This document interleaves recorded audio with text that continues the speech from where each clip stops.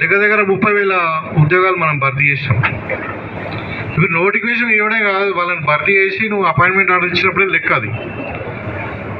So ఈ విధంగా ఇప్పుడు కాంగ్రెస్ పార్టీ ఏదైతే మనం 18లో మన 23లో ఎలక్షన్ల ముందు చెప్పిన అభయహస్తం 6 గ్యారెంటీలు కానీ దాంట్లో కూడా చాలా మటుకు ఇప్పుడు మీరు అందరూ కూడా, ఎందుకంటే మీ ఉద్యోగాలే కాకుండా మీరే మెయిన్ కీలకం. ఇప్పుడు ఈ కాంగ్రెస్లో ఎన్ఎస్ఐ 10 లక్షల రూపాయలు ఒక్కొక్క గ్రూప్కు వితౌట్ ఇంట్రెస్ట్ లోన్స్, అట్లా ఒక 1,00,00,000 కోట్లు బ్యాంకుల ద్వారా రుణాలు ఇప్పించి మహిళా సంఘాలను బలోపేతం చేయాలా.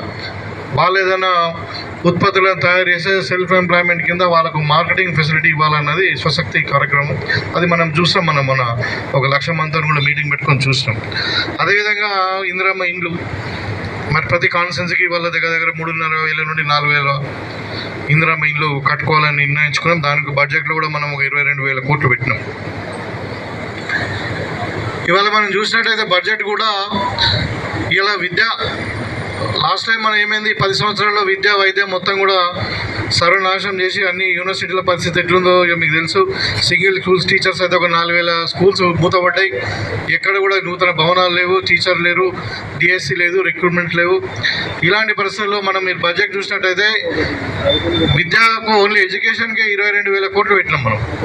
దగ్గర 12%. ఇది చరిత్ర. అది తెలంగాణలో ఏ రాష్ట్రంలో కూడా ఉంటుంది, మన తెలంగాణలో కూడా ఇంతవరకు ఏ ప్రభుత్వం కూడా పెట్టలేదు. ఇవాళ బీసీ ఎస్సీ ఎస్టీ మైనార్టీలో కూడా కలిసి దగ్గర 45,000 కోట్లు. అదేవిధంగా పంచాయతీరాజ్ సిస్టమ్ గ్రామీణాభివృద్ధి కొరకు, పంచాయతీరాజ్ సిస్టమ్ కొరకు దాని కొరకు ఒక 45,000 కోట్లు. అంటే మన యొక్క ప్రయారిటీస్ మన బడ్జెట్లో ఏ డిపార్ట్మెంట్కి ఎంత కేటాయించడం అన్నది ఇవి మనం అంటే ఈ గత 100 రోజులలో చేసినటువంటి ఈ విధానాలను కూడా ప్రజల దగ్గర తీసుకెళ్లాల్సిన అవసరం ఉంది. తర్వాత మన ప్రియతమ నాయకుడు రాహుల్ గాంధీ గారు నిన్న అనౌన్స్ చేసినటువంటి 5 న్యాయాలు అంటే గ్యారంటీలు ఏదైతే ఉందో యువకులకు సంబంధించింది కానీ, మహిళలకు సంబంధించి కానీ, మరి రైతులకు సంబంధించింది కానీ, అదేవిధంగా కార్మికులకు సంబంధించింది, అదేవిధంగా మరి ఈ ఇసదారి అంటే జలగణన కానీ, ఈ జనాభా ప్రాతిపదికన వాళ్ళకి సంబంధించిన అంటే అధికారంలో పరిపాలనలో వాళ్ళ భాగస్వామ్యం ఎట్లా ఉండాలన్న దాని మీద ఈ 5 న్యాయాల మీద మనం తీసుకున్నాము. అవన్నీ కూడా మనకు పెద్దలు జీవన్ రెడ్డి గారు మన పార్లమెంట్ అభ్యర్థిగా సోనియా గాంధీ గారు నిర్ణయించారు కాబట్టి వారి ఫోటోతోని, సోనియా గాంధీ గారి ఫోటోతోని మనకు ప్యాంప్లెట్స్ కూడా వస్తాయి, డోర్ పోస్టర్స్ వస్తాయి.